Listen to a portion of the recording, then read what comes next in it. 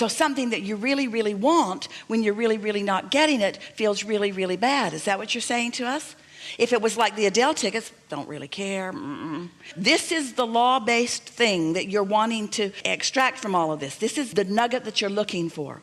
If I don't want it, and in my not caring, I can get it. Now stay with us, because that sucks in and of itself. If I don't care about it, and therefore I'm not resisting it, it will come easily. If I want it a little bit, and I have a little resistance, it'll be a little difficult. If I really want it and I really don't expect it, or I really don't believe it, then I'm going to have a big time struggle. So the key is to want it, to want something a little, and let the desire for it grow naturally.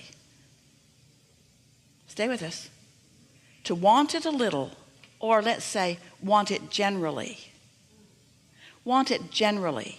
And then let the desire for it gather momentum. Because if you'll start with a general desire, you'll have less resistance in it. And law of attraction will cause that general desire to pick up speed. So it'll get more and more until you'll end up with a very healthy desire and no resistance. And then manifestations that are going to pop into your experience all over the place. Did you follow the formula? So can I repeat it back to make sure I got it? Yes. So letting go of specific people, details, like making the list of what I'm looking for, and just, I want a companion. I want somebody that makes me feel happy, and just like the general feeling, and then distract myself with other things, recognize that it will gel and come together. And only you know how general you have to be. In other words, if you get so far as to say, I want a companion that I don't have, just a sort of obvious thing. How about noticing when you have it, like even with friends? It's nice to have somebody with you. It's nice to have this. It's nice when somebody... Well, only you will know by how it feels when you come across those thoughts. But we're suggesting that you start in a far more general place, such as, I'm living happily ever after, and the universe is yielding to me on so many fronts. And I really believe that whatever I want on any subject can come to me. And there's evidence of what I'm wanting coming to me in many, many ways. And I'm looking forward to the discovery of more and more avenues through which well-being can flow to me. And I'm certain that I have all kinds of desire that is lined up for me, that's in my vortex, that's being yielded to me. And I believe that the universe is yielding more to me than I'm maybe even able to receive. And I'm getting better and better at receiving it. And I really like this other stuff that I'm doing. And I really like understanding the laws of the universe. And I'm always looking for opportunities where I can help other people see how the laws of the universe are working too. And now we're going to get a little more specific. And you see if in getting more specific, you're still in that easy place. And I like the idea of being a deliberate creator. And I so like deliberately creating among others who are deliberately creating. It's so fun to meld my mind with others. And it is so much fun to watch the universe bring to me the cooperative components of what I'm looking for.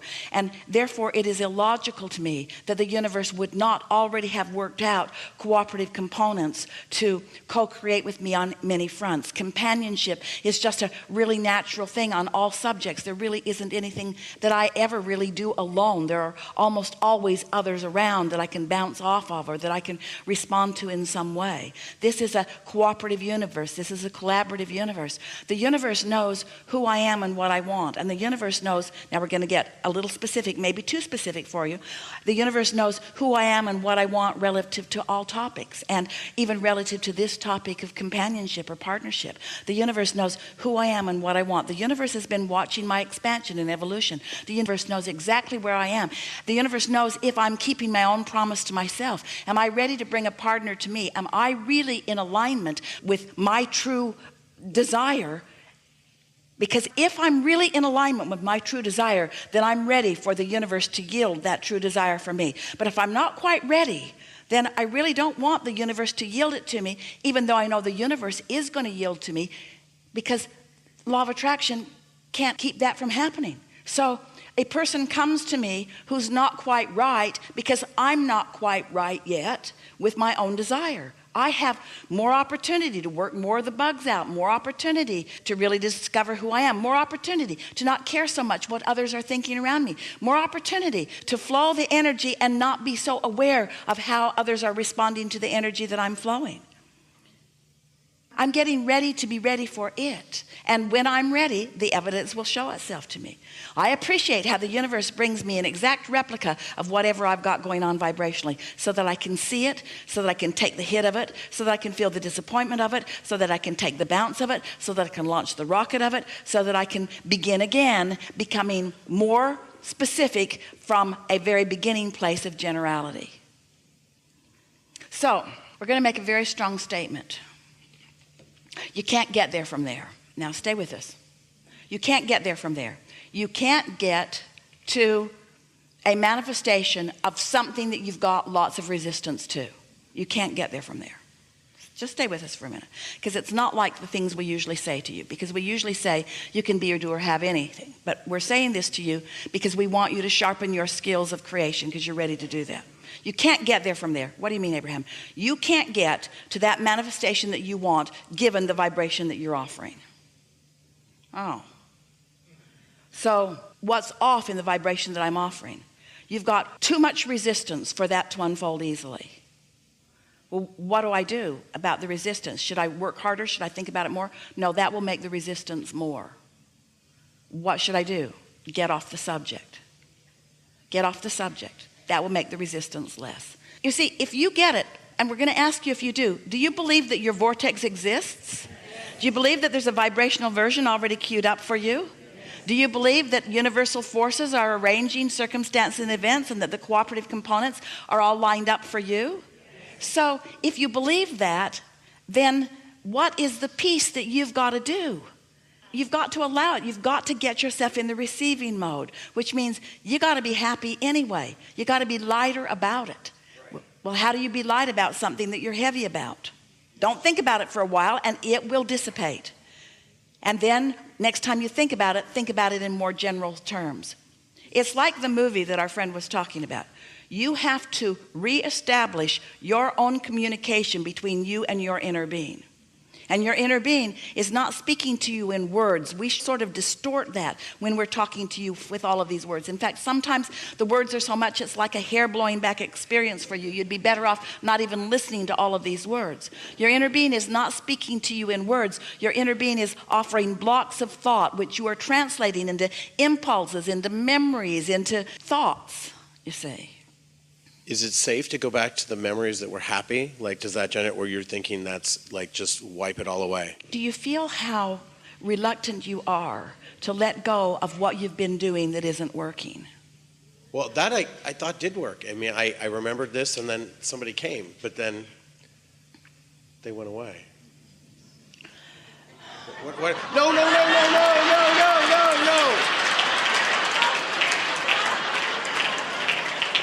They did come. You see, what they just reflected back to you, they just channeled their own inner beings. And what they reflected back to you is what you're doing vibrationally. It doesn't matter what the words or the actions are. They reflected back to you the mood. You got to get over being disappointed before you can start the momentum toward what you want. You got to get over being lonely before you can start the momentum toward what you want. You got to get over feeling like it's not fair before you can get something that you want. Everything that we're talking about, we're trying to get you to a neutral zone, to this place where the resistance is all finally at bay, where you can wake up in the morning and start thinking some thoughts that are getting you in the direction of what you do want. This will help you a lot. Your inner being never looks back. So your inner being is not trying to mine anything that went anyway before in order to give you something now. Your inner being's not looking back. Your inner being's only looking forward. And so when you look back, it's almost always a minefield. Almost always. Okay, so really just wipe everything and go neutral. But even in the wiping of it, can you feel that the wiping of it is an action that doesn't wipe it? It shines a light on it. I'm going to wipe that out. What? That. I'm wiping it out. I'm not going to think about it anymore. I'm not going to think about that anymore. Oh. You got to change the subject. You got to change the subject. The subject has to be your happiness, not a relationship that you think is the path to your happiness. The subject is happiness. And there's happiness in so many subjects. Okay. Let's see. Just got to be happy, not happy with this ulterior motive. I want to be happy, universe, with a person. I'm happy, and so much of my life is working out. So much of my life is working out. We believe that. It's easy to have a life that's working out and to once again get hooked on conditions. And so these conditions make me happy and that one doesn't. And so you're still kind of stepping back into some conditional living. All conditional living means is trying to fast forward into a manifestation to examine the conditions. Unconditional living, unconditional love, unconditional life is going for the emotion and never mind the way it's going to manifest. You just know it's going to be good when it does. So you were right when you said to us, so just think about happiness and think about how it feels to be appreciated and think about how it feels to appreciate. But there is so much in this world that you can appreciate. Do you know when you are in a nose-to-nose love affair with the love of your life and you think that what's happening is that person is loving you, what's really going on is you are loving that person. What's really going on is you're finding endless things about that person that your inner being agrees with. So it's just constant focusing yourself into alignment and using that person as the excuse. And you know, you could use 100 people and their best qualities to do exactly the same thing. And you could let those 100 people help you tune to what you want. And then someone who holds all of those manifested already or potential to manifest qualities that you have trained yourself to be active in your vibration make their way into your experience. It's just such a lovely thing. You know why we want this manifestation for you? Because it's so delicious. Because the misses and the hits are all part of the process. When something works a little, you come to understand creation even more. When something doesn't work, you come to understand creation even more. And once this gets rolling, you'll never, ever again doubt that you can be or do or have anything that you want. That's just a giving. It's just this sort of cat and mouse game that you begin playing with the universe in discovering your own readiness for when it's going to happen, you see. It's inevitable that it's going to happen. Are you taking away from this yet the feeling that there's just no reason not to be happy? That you could get good enough at it that there's just no reason not to be happy? That doesn't feel so far-fetched to you. And do you know how remarkable that is? Do you feel how far you've come just in this conglomeration of conversation that we've had together, just in these few short minutes that we've been together today? And right now, more than ever before, you believe in happiness. You believe in your ability to align with what your inner being knows you want about everything. Talk about 3 wishes. Talk about endless goods flowing towards you and experiences. There's no reason for you ever to be disappointed. That is the distortion of all distortions. And it's not for any reason other than your ability to focus right now. And your ability to focus right now must not ever again be because you're focused on manifestations. That's not going to fly with you ever again. That doesn't cut it. Because that manifestation can change right now, right now, right now, right now, right now. Never again complain about a manifestation that is not pleasing to you because they are changeable by you now. So that's like saying, I don't like what I'm creating. I'm disappointed in what I'm creating, not in what happened. I'm disappointed in what I'm creating and I'm doing it now. And I'm not disappointed because of the subject of what I'm creating. I'm disappointed because of the process of creating right now. I've got it all balled up in some weird way. You see, you didn't come for the manifestation, you came for the manifesting. You didn't come for the creation, you came for the creating. You came because you are a creator, and a creator's got to create, you see. And so you've done most of the process. You sifted, you sorted, you put it in the vortex. It's there for you. But when you get crossways of that, then it starts bogging down and your emotions tell you what to do. Your emotions tell you what to do. Disappointment is not an emotion you want to foster.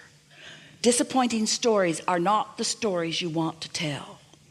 Disappointments are not the things you want to regurgitate.